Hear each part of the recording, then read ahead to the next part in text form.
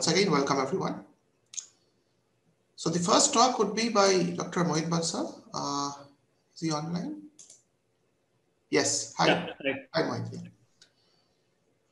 And if it's too early, like I'm happy to wait a few minutes if you want. Like yeah, maybe it's very early. So should we wait for a couple of minutes? Yeah, I've kept the talk more towards like 25 to 30 minutes. So I think we have. I mean, I know it's very early, but yeah, it's just 8 a.m. in India. Options. So yeah. So let's wait a couple of minutes. Let me introduce you, and then we can wait a couple of minutes and then start. Yeah. So Dr. Mohit Bansal is an associate professor and the director of the Merge Lab at the Computer Science Department at the University of North Carolina, Chapel Hill. Prior to this, he was a research assistant professor at TTI Chicago. He received his PhD from UC Berkeley in 2013. His research expertise is in statistical NLP and machine learning, with a particular focus on multimodal, grounded, and embodied semantics, human-like language generation, question answering, and interpretable and generalizable deep learning. He is a recipient of several prestigious awards, including the 2020 IJCAI Early Career Spotlight, 2019 DARPA Directors Fellowship, 2019 Google Focused Research Award, 2019 Microsoft Investigator Fellowship, and the 2019 NSF Career Award. So it's great to have Mohit today here, and he would be talking on knowledgeable and spatial-temporal vision plus language.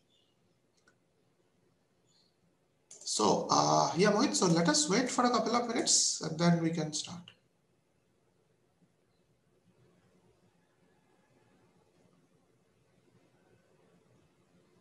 Hello.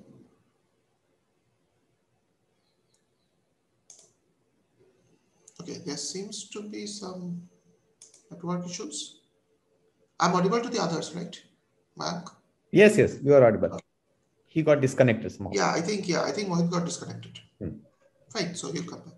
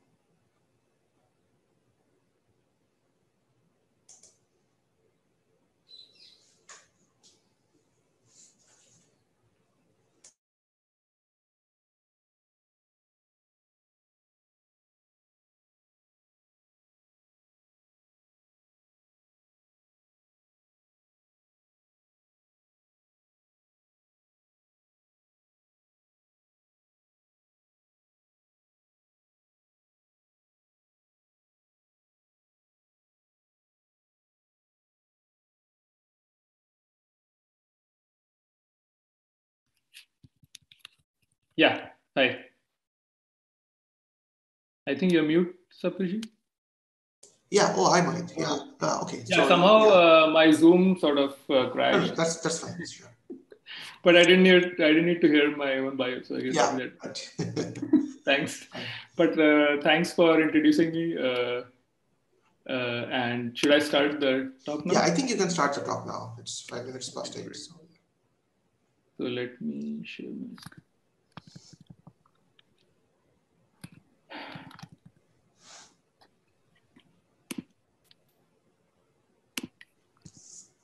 Okay, so if I do... Yeah, I can see the screen. Right. Okay. And can you see it moving? Yes. Okay. I think you are good to go. Over to you. Okay, great. Everyone, for joining the talk this early, especially the ones joining from India, which are probably most of the audience. And thanks for having me as one of the speakers for this exciting event. Talking about knowledgeable and spatio-temporal vision and language. So the idea here is that there'll be two parts to the talk.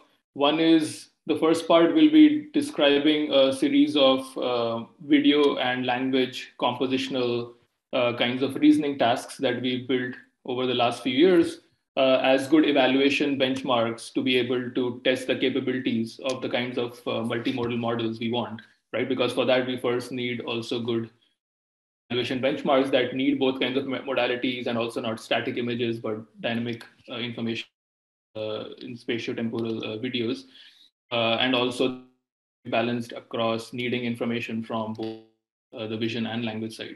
And then the second part of the talk, we'll probably keep shorter, or maybe half and half, would be how to start looking at different ways of building these large-scale pre-trained multimodal models from different perspectives, vision and language, or using vision to improve language-based models, or vice versa, or video plus language pre-training, and so on. Moving towards the goal of maybe some unification and generalization and efficiency in such models. Okay, great. So the first part, like I said, will be video-based dynamic spatial temporal information and tasks for that.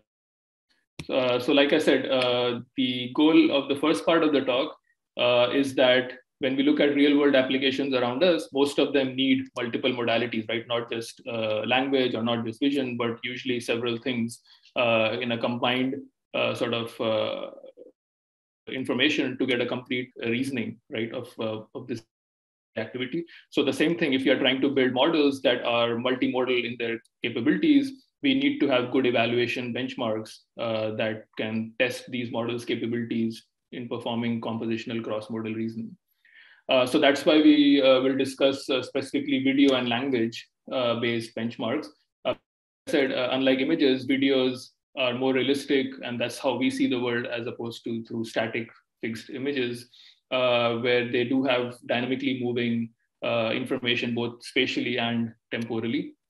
And we look at different types of reasoning tasks here. So I'll give a few examples: answering tasks and also retrieval. And then the couple of last ones will be things like predicting what the more likely events are given a certain.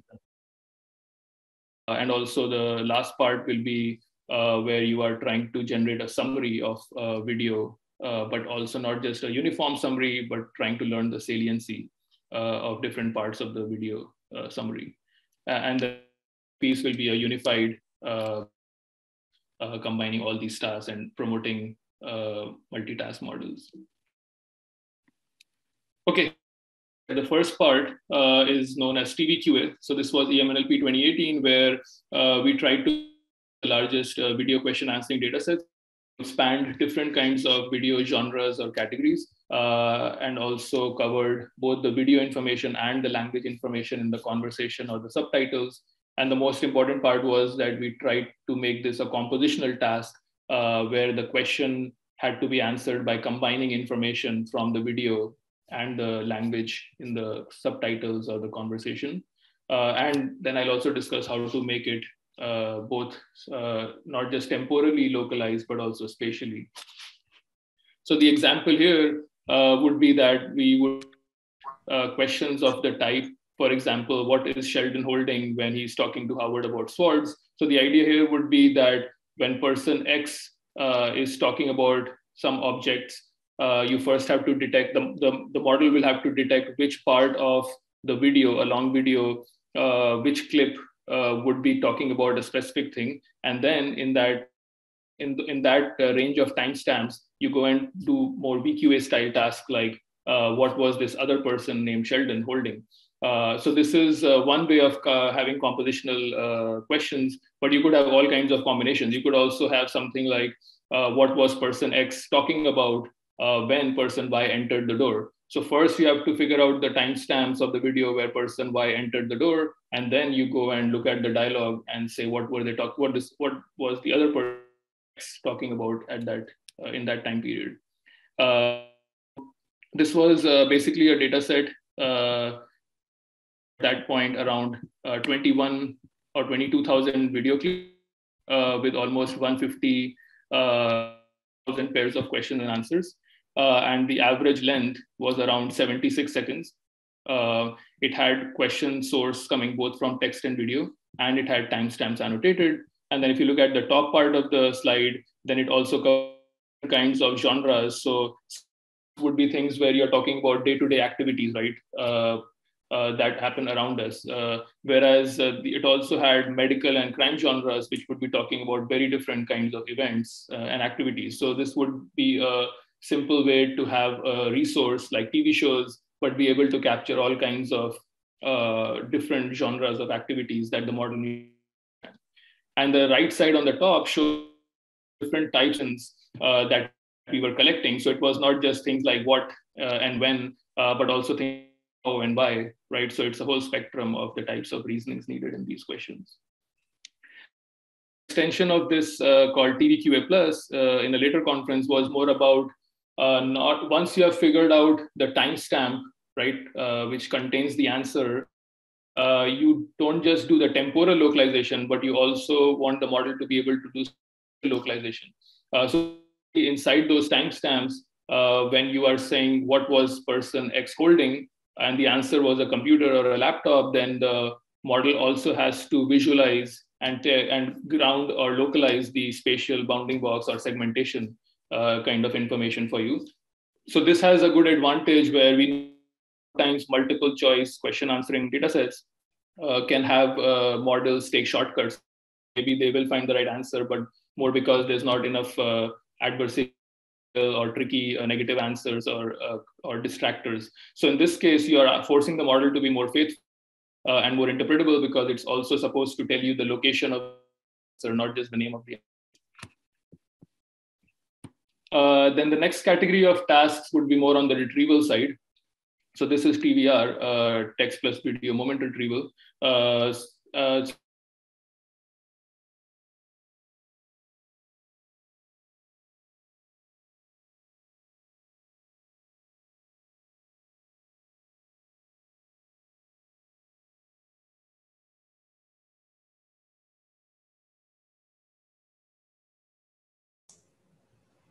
Hello, Mohit.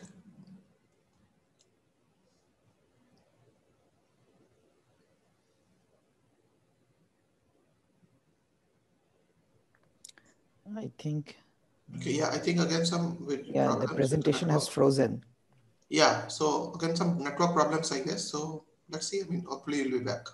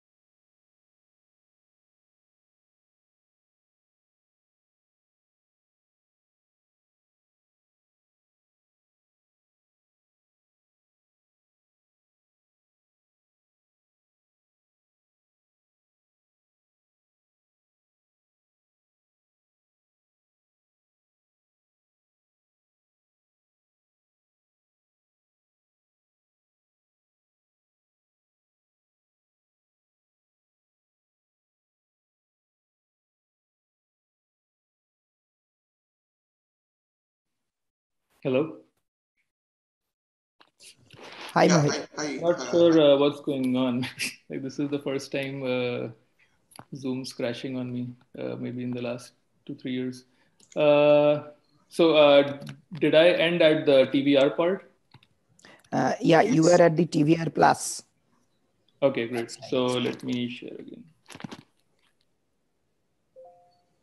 Yeah, if it happens again, sorry in advance, I'll try to log in as quickly as possible. So yeah, so basically, as I was saying, the difference between this task and the previous task is that here it's not a single clip, right? You're first having the model to decide which of the 10,000 or 100,000 videos does this query get answered in. And then inside that video, then you have to do the moment localization.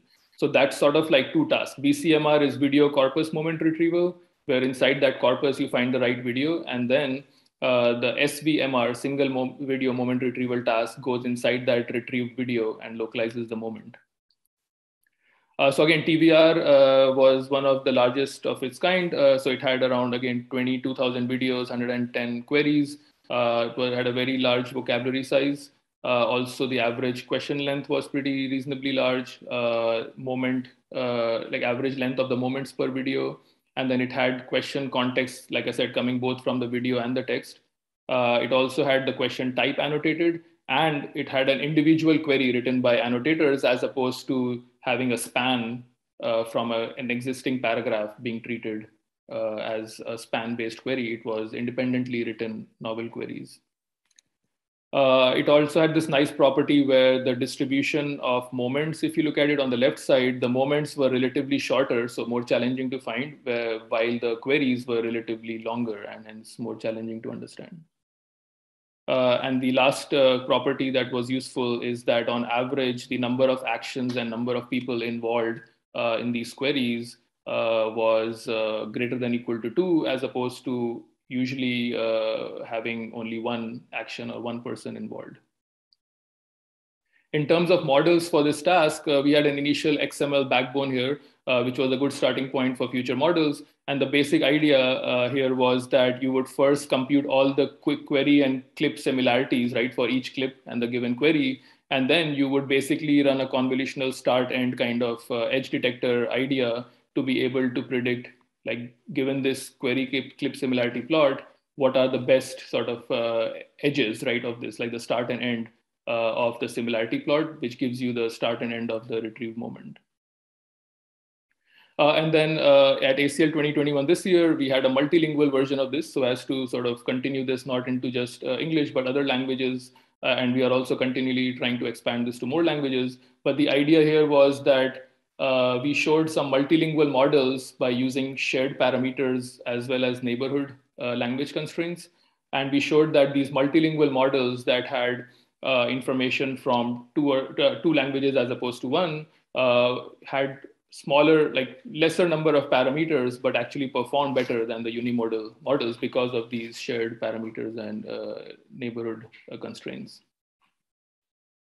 Then one of the other last tasks I'll talk about in this section is, like I said, after question answering and retrieval, this is a slightly different kind of reasoning or inference task where, given a current video and language premise, your job is to be able to predict what is a more likely next event.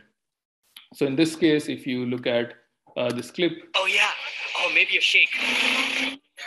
Yeah, so this is basically a food blogger kind of video. This person is basically walking around in a market, and they are basically, the model will be given this video premise, right, and some dialogue happening in it. And its job is to predict out of these two events, which is the more likely one. And the right answer here is answer B, that the woman in the white shirt will pour the slush into the watermelon rind, which means the hollowed out sort of the outer cover of the watermelon, as opposed to in a cup. So it's sort of like this subtle reasoning visually that since there are common sense, like in a common sense way, if this person is keeping hollowed out watermelon rinds in front of the machine, then they are going to use it to pour out almost use it as a utensil, as a container. And we also collected rationales for this task, so that again, the model is not maybe just trying to choose the right answer with shortcuts, but we can also create future tasks where the model has to also generate or choose the correct rationale among distractors. So another example is from more like a crime genre. Got back to my apartment. That phone was on my doormat. It had a text on it. So again, the idea here would be that if this is your current premise information, what would be the likely next event? Does this person take the phone and read the text, or hands it to the other person in front of him? And the idea is the first answer is correct because the rationale here, like you see on the screen, is that the detective will not probably hand a piece of evidence to a suspect sitting in front of him. So again, this is a very challenging task where the idea is to be able to predict what would be a more likely event. It's not looking into a long-term future, but more a next, like almost like event completion, but a little bit longer than that, right? It's not just a single action completion, but trying to understand sequences of events, but with a lot of background common sense knowledge needed too, in addition to the visual information. And one interesting thing we did here is that since we didn't want the data set to have very easy shortcuts, right? If the distractor answers or the wrong answers are very unlikely, or things that are not definitely going to happen or totally unrelated, then obviously the models can perform much more easily and highly on it. So for that, to avoid that, we use this human and model in the loop adversarial data collection strategy called Hamlet, which is from a previous paper in collaboration with Facebook, which was called Adversarial NLI. So the idea here is that when you're collecting data, you ask annotators to give you more challenging examples that actually try to fool the current models. So basically, you take a state-of-the-art model. In this case, what we want is we don't want examples where basically just something like BERT or Roberta, a text-only state-of-the-art model, will just look at the information in the premise and be able to almost do language completion, right, to predict the next event. We don't want that to happen. We want to make sure that the data needs visual information to complete and find the next event. So you could feed that as the adversary in this Hamlet loop. So the annotators have to write distractors in a way that a state-of-the-art text-only model should not be able to find the right answer, right? So this is sort of human and model in the loop adversarial data collection example.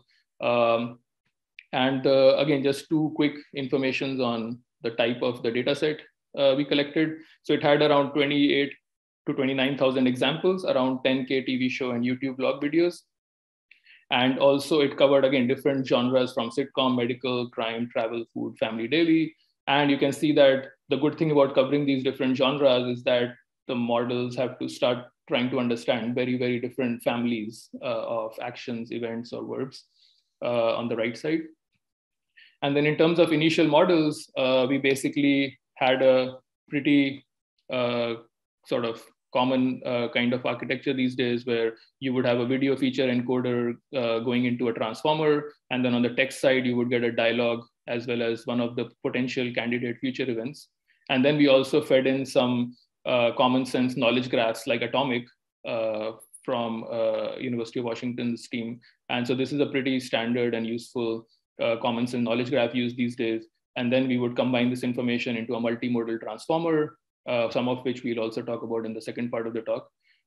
So this would be the current sort of performance, right, where we showed ablations of each modality helping.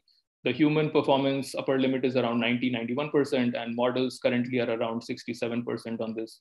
And then there's been some good improvements with models like Merlot, which is a video and language pre-training model, also from University of Washington, using a lot of script knowledge. And it gets around, I think, 1%. So maybe around somewhere around 68 on this data set. So there's still a long way to go. And then lastly, the last example of video and language, I'll keep it a little bit short now because of the two sort of disconnections I had with Zoom. So just to come back on track, this would be a short slide where basically the idea here is that we are trying to create a data set that, given a textual query and a video, should be able to generate a highlight of the main events in the video that summarize this query.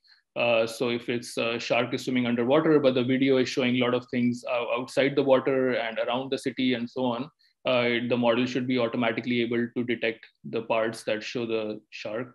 Or this one is maybe more complex. Glass is laying all over the street from broken windows beside other trash and debris in front of store buildings, right? So the green boxes are relevant to this query, then you skip the middle ones. Then again, when it comes back to this view, then you have to choose those. But the more interesting part is that it's not just multiple moment retrieval, but you also have to understand the saliency among these moments. So which moments are more important if you had to create a shorter summary, or if you had to define like the importance ratio among different parts of the summary. So that's why it's more a saliency based highlight or summary task as opposed to uniform summaries. And so the data set sort of through three annotators shows you the green and bigger the bar, the more salient these three annotators considered this moment, as opposed to this one, only one annotator considered it more salient as opposed to the other two, and so on. So basically, the collected three-way annotations of saliency also across the multiple moments. So I'll not go into the models for this, but there's a moment Detter style model based on Detter and MDetter that you can see in the paper, and I'm also happy to discuss offline. So to conclude this part of the talk, we sort of combined all this information and different reasoning processes from our video and language benchmarks, and then we collaborated with other folks who have been working on video and language. So things like video and language translation, or video and language inference, or also how 200M QA and retrieval. So Microsoft, Santa Cruz, Santa Barbara. So we sort of came together and created this NeurIPS benchmark this year called Value. So it has around 11 to 12 data sets on video question answering, video retrieval, and video captioning, all of them also requiring language plus video understanding. And the goal was to be able to promote building unified multitask models as opposed to specialized architectures, such that you would have to jointly perform well on all these 11 or 12 tasks, even, for example, by sharing knowledge across the tasks for improving all of the individual tasks. Okay, so I'll finish maybe, I guess, should I just finish the rest of the talk, Animesh, and then maybe take questions? Sure, I think you can. Yeah, sure. Please go ahead. Let's do it that way. Great. So yeah, so the second part of the talk will be about some kinds of these data sets that we've been looking at, right, as evaluation benchmarks. Now, the second part will shift a little bit of focus and start thinking about what kinds of models should we be using and developing to be able to tackle such tasks, right? So this part of the talk will focus on how to enhance these recent large-scale pre-trained language models that have achieved a lot of useful gains in a lot of NLP tasks, and how do we start making them more visually grounded and be able to handle cross-modal tasks, and also think about them for improving not just multimodal tasks, but also maybe language-only tasks or grounded robotic tasks and so on. And then also think about how to make them more unified, generalizable, and efficient. So it's obviously like a big several-year goal. I'll just give you a few examples of things that we've been looking at in this direction. So I'll start with something known as Lexmod. So this is around 2 or maybe 2.5 to 3 years ago, where given the success of large-scale pre-trained language models like BERT and Roberta and others, we basically built this sort of cross-modal version of BERT called Lexmod. And there were others also like Wilbert and so on. So the idea here was that if you look at the bottom part of the slide on the left corner, this is the usual masked language modeling task, right, that BERT uses, where you would basically create fill in the blanks, and then the model has to fill the blanks. So in this case, you would also have the top part on the vision side, where you could imagine doing something similar in the image based on objects and their relations. And you would basically, instead of having just the language encoder, you would also mask different kinds of region of interest or positional features and be able to predict them to learn an object relation encoder. And then finally, you would have a cross-modality encoder connecting these two things, which would then have pre-training objectives based on cross-modal tasks, right? So image and text matching, or basically being able to do cross-modal question answering, or even like cross-modal language modeling, right? So who, and then dash, eating, dash, the carrot, and so on. So this was basically the goal of trying to extend BERT kind of mass language modeling ideas to cross-modal encoders. And back then, this was also a big jump into a lot of the multimodal tasks such as BQA and NLVR2 and so on. This is also an important task that is known as VisVis, where it shows a little bit of generalization capabilities, where these are images taken by people who might have visual disabilities. So the images might be out of focus or out of frame. And Lexmod, for example, was able to get some good gains on images and questions about these images that are different from the usual distribution of VQA style datasets. Then I'll give a couple of examples on how did we extend this to video and language. So they were after Lexmod and Wilbert style image language pre-training models, there were some useful video language models like Hero, where again, you can imagine that if you go to videos, the mass language modeling kind of task just becomes something like being able to jumble the frames of a video and asking the model to unjumble them, or being able to mask or fill in the blanks inside different frames of a video, right? And then if you want to do it cross-modally, then you would, instead of having image text matching kind of cross-modal task, now you would have video and text matching kind of task. So one of the papers that we improved on things like Hero and video text matching pre-training models was known as December at NACL this year, where the two things we addressed was bringing in more regional information from the videos in form of dense captions that could give us a lot of more locally grounded information inside the pre-training network. And the other big problem that we addressed is that usually the ASR captions and the videos are much very misaligned. So we had a new constrained attention loss, which would basically try to align the correct ASR caption with the correct frame timestamps of the videos. And the other example I can give, since we have limited time now, is something we called Clipboard. So the idea here was that it's more in the direction of efficiency or making these models more democratic. Because if you look at traditional video and language pre-training models, you will have to have offline video feature extraction as opposed to end-to-end training. But if you do want to also train the video features in addition to the cross-modal video and language understanding features, what we ended up doing for that is you can do some intelligent sampling where you don't use all the features of the video, but you only sample a few parts, a few clips of the video. And this is the general idea of how you can be able to also do end-to-end training of video and language models. So much more efficient models while still maintaining or even getting slightly better results than trying to do this for non-sampling approaches. And then I'll have just two small things as the last few slides. So when I was mentioning how to be able to unify these tasks, the goal was that if you look at the 200, 300 papers that you might find for different kinds of image and language tasks, right? So image captioning versus visual question answering or visual grounding and so on. You don't want to have specialized architectures for each of these different tasks. Ideally, you want to be able to have a unified architecture, which allows you to also share parameters, but also you also don't have to be thinking about how to tune and develop different types of architectures for those, right? So this was one of the first examples that we tried to do that unification. We called it VLT5, where the idea was to unify vision and language tasks by treating it as conditional multimodal text generation. And the idea here is that if you see my mouse pointer, you would basically treat each of these tasks as text generation. That's as simple as what I said, where if you look at the bottom side, you would have a prefix, which would be the name of the task. In this case, for example, visual grounding, which also you can think of it as referring expression comprehension. So given a phrase and an image, you have to find the box that contains that phrase, the information of that phrase. And then you would have the name of the task, you would have the text part of the task, and then you would have the visual part of the task.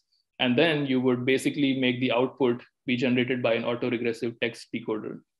So for example, if you are doing something like multimodal language modeling or captioning, then the name of the task would be span prediction. This would be the textual part.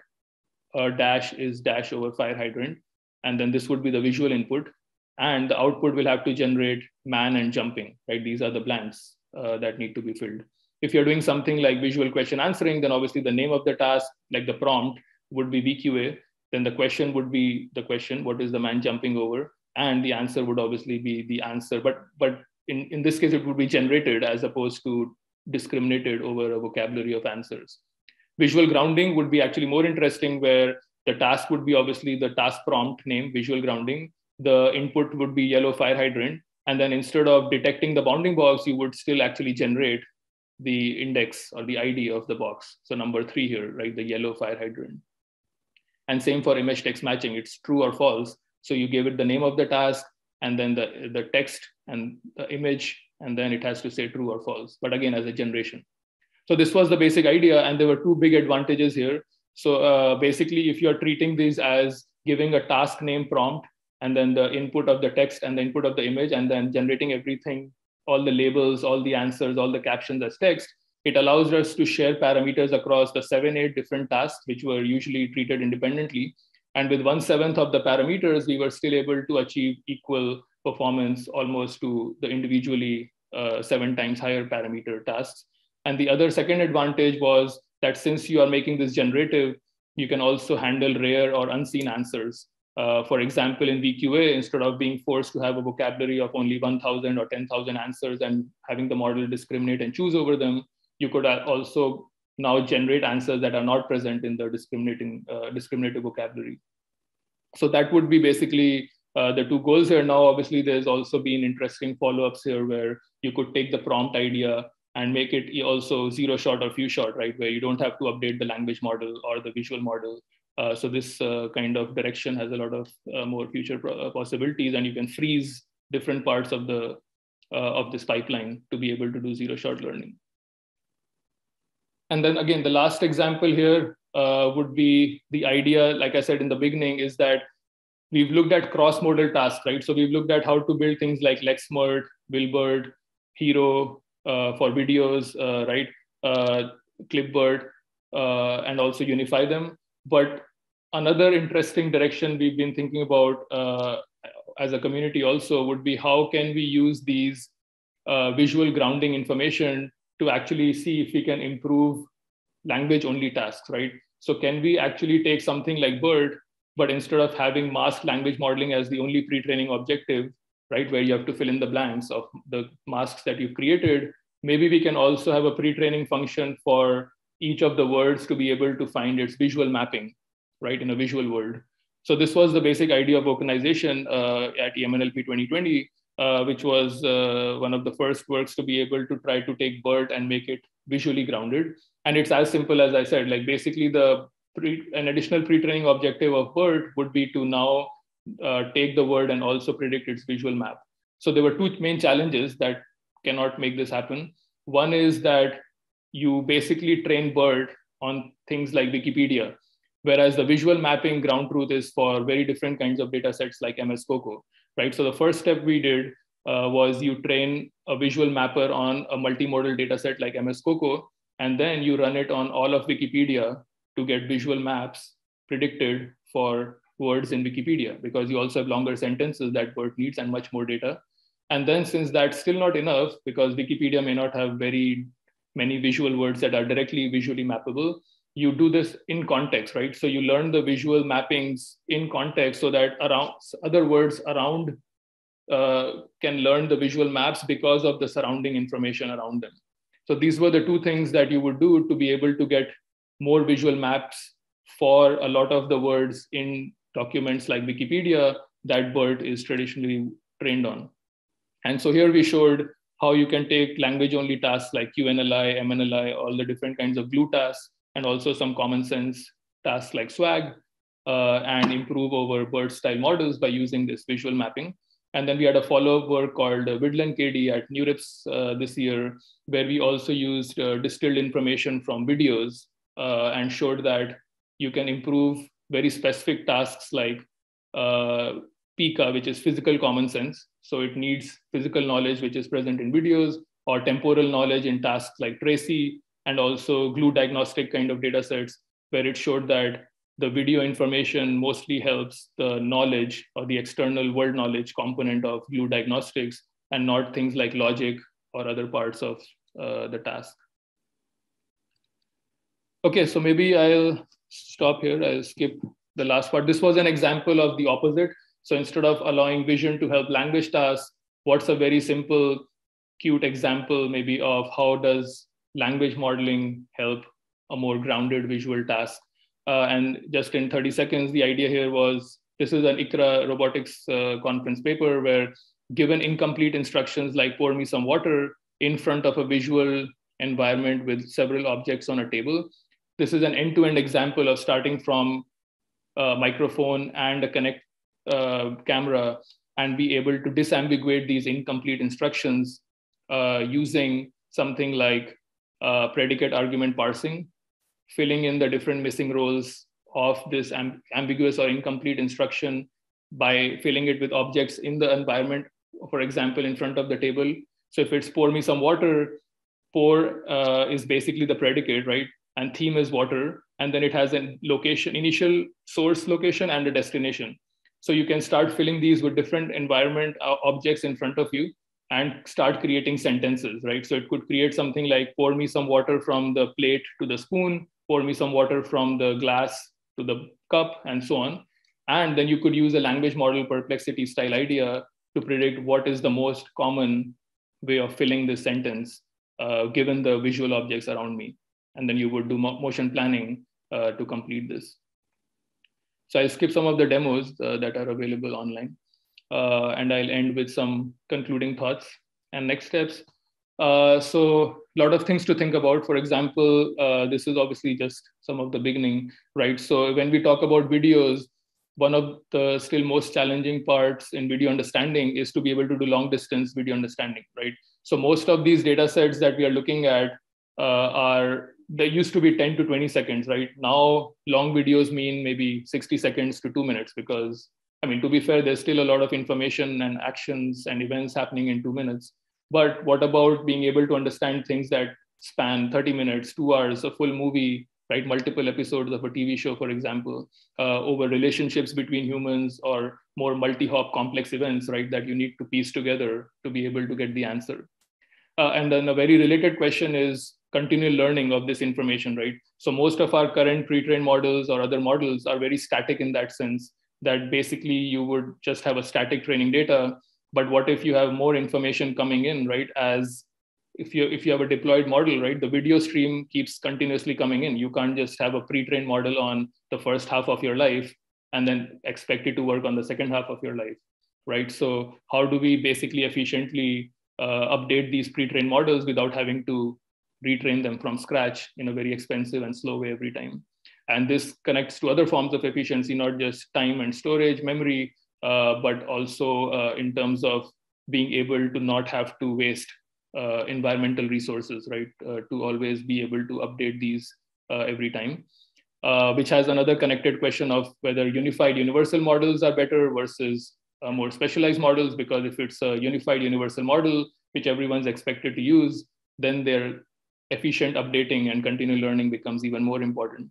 Yeah, I think I'll maybe stop here since I'm running out of time, but I think the other questions are already on the slide. Yeah, so feel free to reach out after the talk. Here's some of my contact information, and here's my group page and lab page, and we have PhD and postdoc openings. Thanks, everyone. So thanks, Mohit, for that wonderful talk. So yeah, there are lots of questions I see. So let's see how many we can take. So there's a question from Shomok. I guess I forgot to switch on my video also when my Zoom crashed. So sorry about that, but I'm here now. So yeah, okay. So yeah, there is a question from Shomok, who is one of the organizers.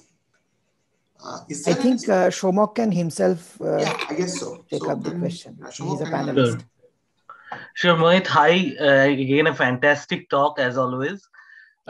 So my question was, is there a specific reason other than empirical performance to fixate on transformers as a backbone while unifying these multiple modalities like vision, text, multiple languages, etc.?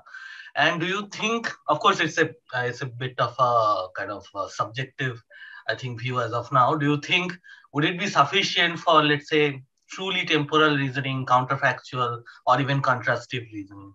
What is your thoughts currently? Yeah, I mean, I'm pretty sure, I mean, we are sort of temporally moving through models, right? So right now, transformers definitely have a lot of advantages. I'm sure there'll be some new things in the near future. But the advantage was obviously always that we don't need structural constraints maybe for different kinds of recurrence, right? And forcing the model to go through previous states. But now you have all kinds of self-attention to learn weighted combinations, right? Of all kinds of past and future information. So that was the advantage of transformers. But even currently today itself, right, there are alternatives that people are discussing. So for example, we have a new work on how to replace transformers in vision and language on maybe both vision and language side with things like MLPs, right? So there's been a lot of work on trying to replace transformers with simpler things like MLPs and other Fourier information, which could be much more efficient and simpler and faster. So we also tried recently on whether we can do this for both vision and language together for multimodal tasks. So I mean, there's one advantage or thought process, obviously, in terms of efficiency, because transformers will always be much bigger and slower, right, and more capacity and memory needed. But I think in terms of capturing temporal information, right, I mean, they do have that advantage, right, because they are inherently capturing multi-directional temporal information through self-attention. Right. Anything about the counterfactual part? Sorry to. Can you be maybe more specific about which counterfactual part do you mean? Counterfactual in the sense that any type of counterfactual reasoning over longer videos, right? So if you change something, let's say if you move Chandler from a scene, right? Or if you move the, say Chandler is putting a cup on the table, if you move the table, right? So something like that. Yeah, that's a pretty interesting question. Yeah, I don't feel it's restricted to transformers, right? I mean, you could basically have contrastive learning also, again, in cheaper, more efficient ways. I mean, you could have more structured contrastive learning too, right? Where the model is first figuring out which part of the scene changed, right? And then trying to focus the reasoning on that. So maybe it's more about better structured attention in this case, as opposed to like all self-attention. But I'll have to think more about that Sure. Since that's something a little bit more specific. But thanks for the question. Thank you. I think you're muted. Saptarshi, you are muted. Okay. Sorry, thanks. Yeah, okay. So thanks for the nice discussion. So there are several questions. I'm not sure if we can take all of them, but let's take a few. So maybe and also whatever we can't, I'll try to write the answer. So yeah, you can also see the question. So maybe okay, yeah, let me see. So in the Q&A section below. Are the rationale predicted by the model? If so, how exact? Yeah, so in the VLEP VLEP task, right, which is the next event prediction, right now we only released the rationales as part of a richer data set. The current task does not need to predict the rationales. It's more about the premise of video and the dialogue, and you have to choose the best future event, which has been collected in this adversarial way. So you cannot have that many shortcuts, but the rationale can be used to create different kinds of tasks. I mean, obviously the first thing you could do is just feed the rationale into the model to get much better accuracy, but that's sort of obvious. So we don't intend it to be used like that. But the more interesting usage is that can we have a task where the model doesn't just need to choose A versus B, but actually explain its answer, right? Explain its choice. So it could either be based on rationale selection or, more interestingly, like rationale generation. So yeah, so there could be different tasks created out of the rationales. And then it seems, yeah,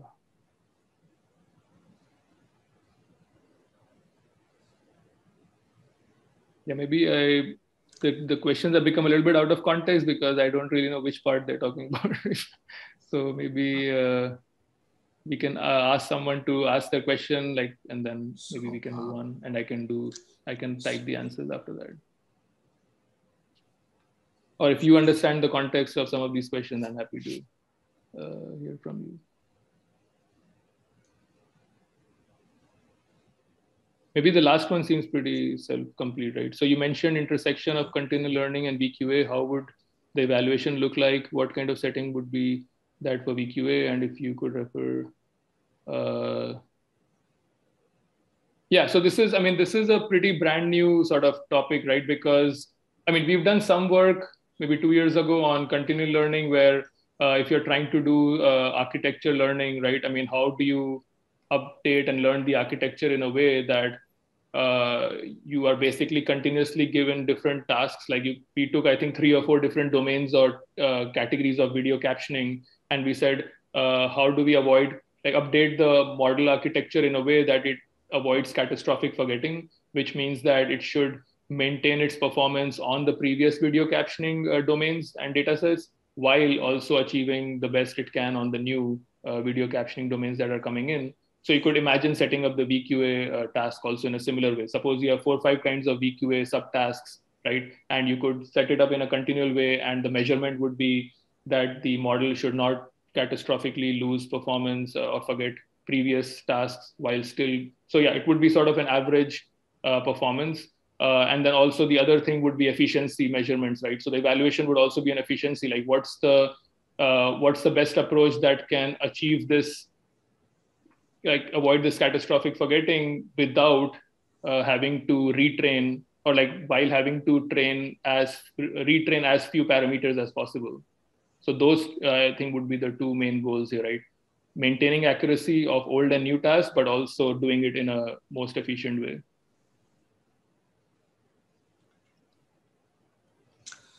Okay, thanks, Mohit. So I think, yeah, I mean, about the other questions, if you can understand the context, and if, I mean, you might just type the answer, but yeah, I agree with you that some of the questions may be are a bit out of context at present, because, yeah. Okay, great. Thanks a lot again for that wonderful talk and the QA.